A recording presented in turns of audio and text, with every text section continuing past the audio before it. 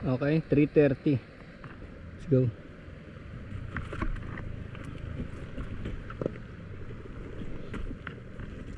They're cooking something good, huh?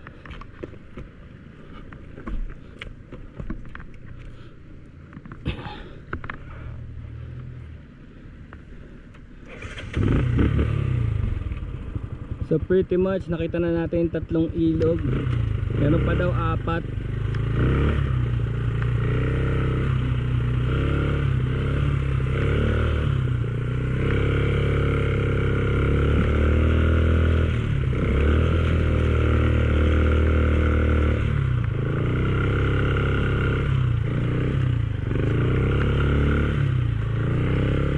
Saan dumaan yung mga motor dito?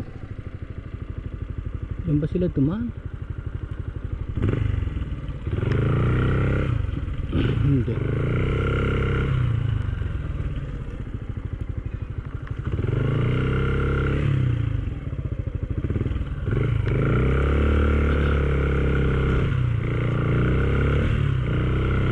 Dito yata. Dito. Dito nga, yun oh.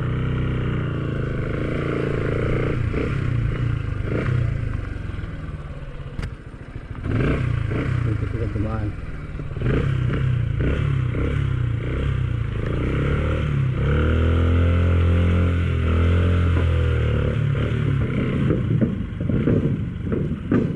One is broken.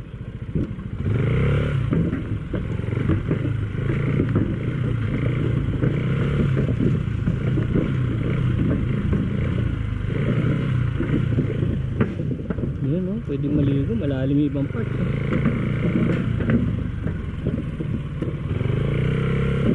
Yung mga gaps na iba. Saka iba may ano, may yung bakal.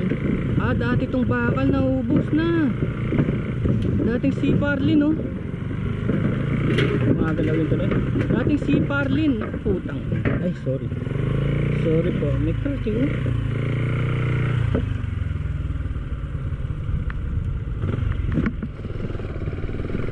Hindi ako takot eh, kaya lang baka may butas dun eh. He's maintaining those things.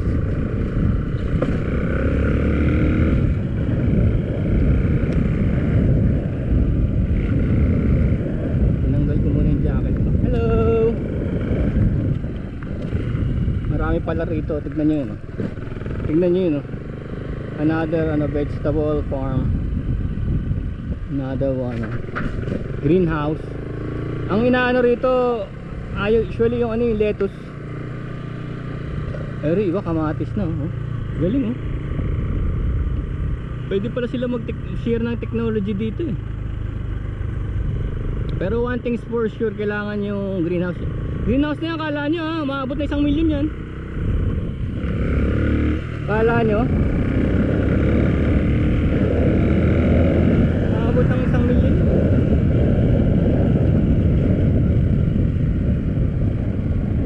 Ito, nakikita nyo yun? Uy, tatawid yun. Tatawid yun, tricycle na yun. Tatawid yun sa malatuod na ano. Kasi hindi naman siya pwede sa tulay, di ba? Tatawid yun. So we cross 3 rivers.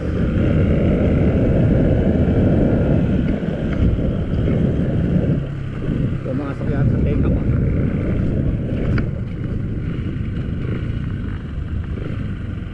Tabi muna tayo, may creature pumasok sa tenga ko.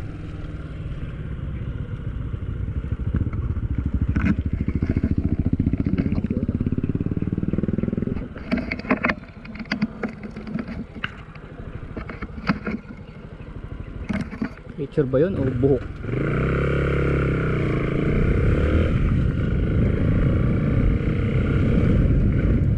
This is the fort. Let's go.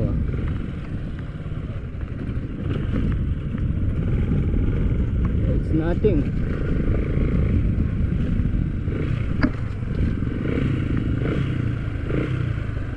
Ito oh, may clear path oh. May clear path kung nasan yung wala yung ano, walang lumot. Clear path kung saan walang lumot. Off-road. green steel. Minsan magugulat ka, umaatake dito yung mga ano, custom choppers, lowriders. Iba napapasubo na lang siguro ito. The Ford.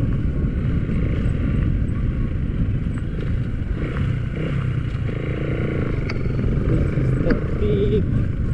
Bah, parang malayo to.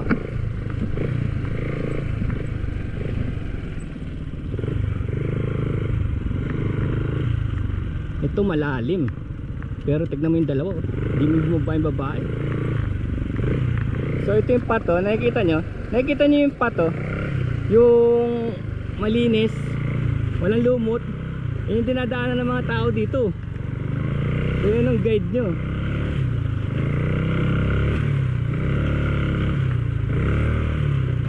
Pero I think maganda pa rin yung boots on, kasi ano eh,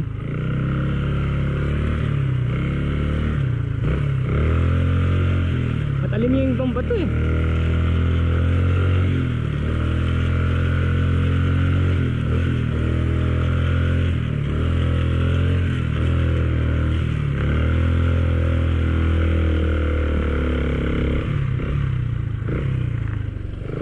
Clearly it goes to show na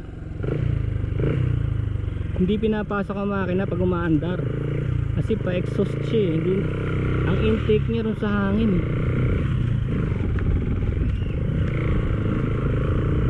Sa hangin yung sa intake niya eh.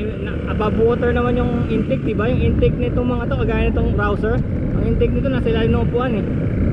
So ibig sabihin dapat basa na yung underwear ko bago maabot yung intake.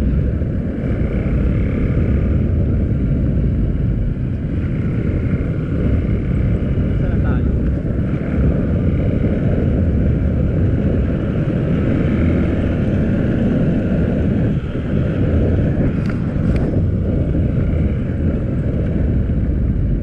Nag-ano yung ano ko?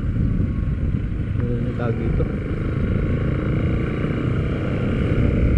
Dami talaga dito. Dito nga nagtatago yung mga 4x4.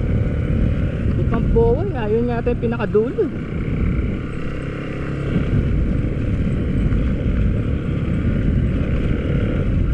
Nag-squeak na yung ano, disc.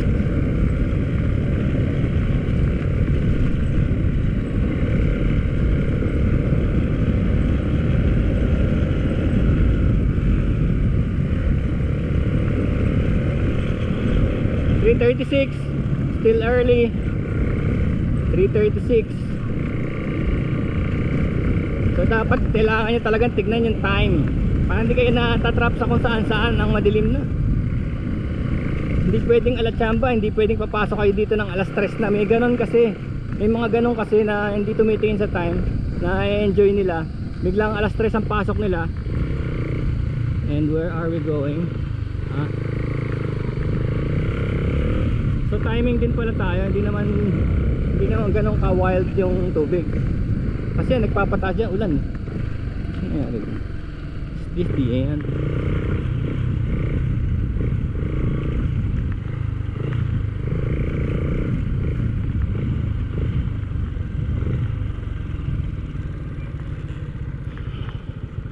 Ayan oh. Kita na kung saan dadaan oh. Ay kita nyo, ayan oh. Yung malinis na bato. That's the way, yan ito. Yung malinis na bato, yan ang dadaan.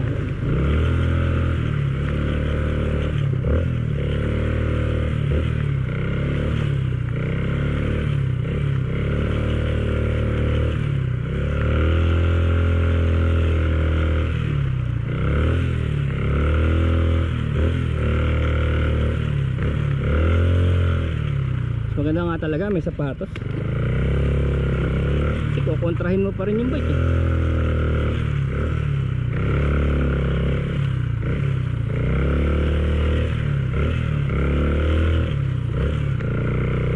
Wala ka namang grip actually. Yung gigripan mong bato tatasik eh.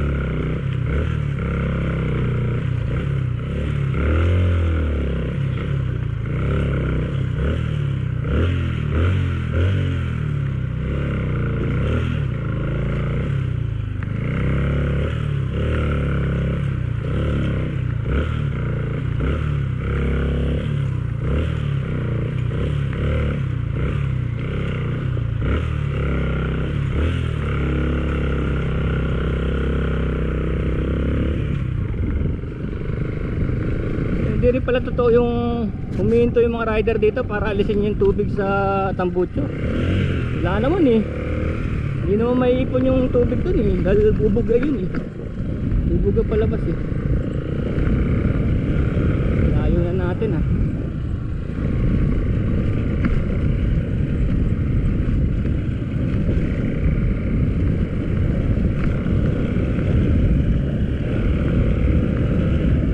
Tapos kakatawid-tawid mo, parang ano, parang masasanay ka na, parang siguro yung mga nakatira dito, no?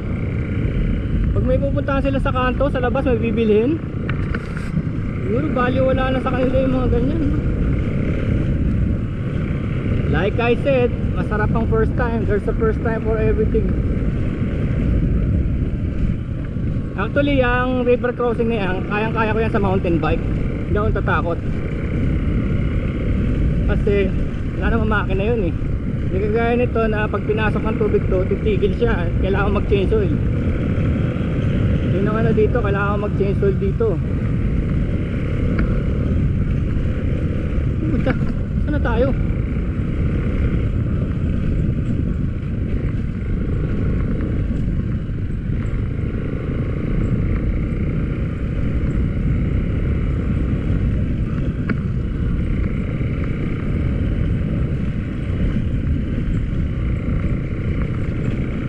The last one. Oh shoot, mahaba pa pala to.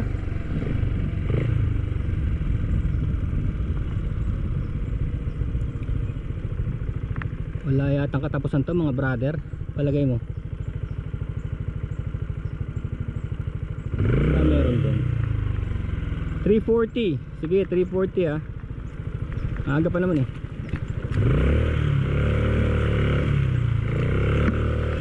Kaya lang parang walang katapusan eh. Ano ba to? Makalabas nito Cubao.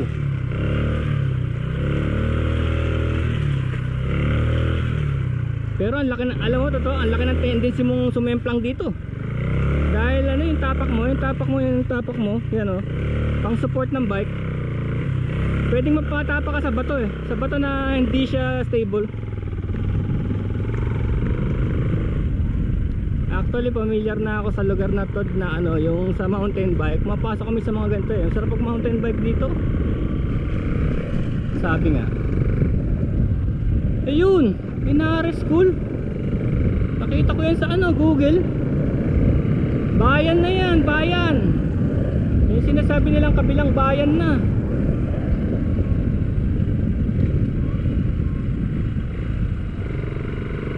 Ayan o, residential area.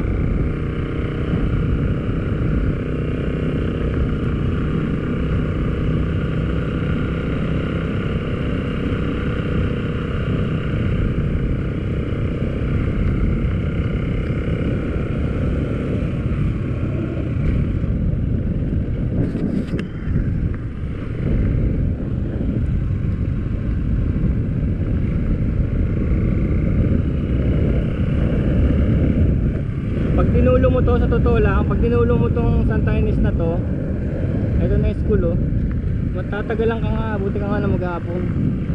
Maghapon nga. Tama na siguro. Wala na makikita ron eh.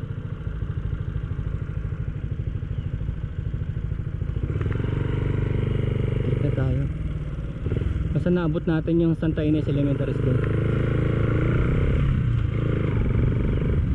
Marami pa bang resort doon? Resort sa dulo? May mga resort pa? At ano na, pakita sa bundok. Kinabuan Falls. Thank you. Ito na pala eh. Mayroon din pala ano rito yung ito sa may Santa Ynez Elementary School. May ano, may bike shop. Pwede kayo mag-change oil dyan. Tsaka kung nasiraan kayo. Kaya ano, babalik na tayo kasi ang dami. Wala na, sinabi niya Kinabuan Falls. Alam ko na yun, narinig ko na yun. Yun talaga yung ending talaga. So ito nga, mga 8 yata. Tsaka pagka ganitong maambon, dapat talaga kailangan talaga hindi ka tatawid dito kasi sa ulan galing yung ano eh, yung tubig ng ilog, so raragasayan ngayon.